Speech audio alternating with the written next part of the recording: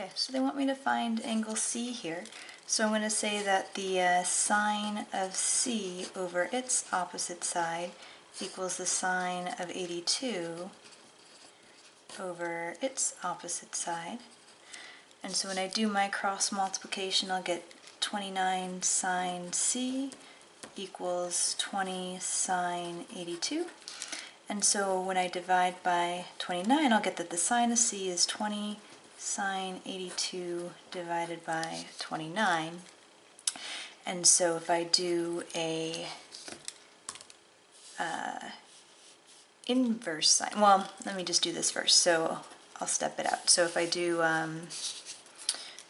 20 sine 82 divided by 29, I get 0.6829.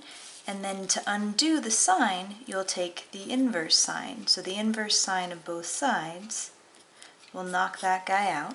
And so you'll get C equals the inverse sine of whatever you just got. So that'll be about 43 degrees. And yeah, so 43.1 if you round. And later on we'll work with an ambiguous case. Here we know, since it was a side angle side case and not that donkey case that we talked about in geometry. Remember when you had donkeys, it was ambiguous, and maybe you had a big triangle, maybe you had a little triangle. Since this is normal, I don't have to be on the lookout, but we'll go over that ambiguous case pretty soon. So more to come. Anyway, so we're going to do it again for number 8. They want me to find the measure of angle C again.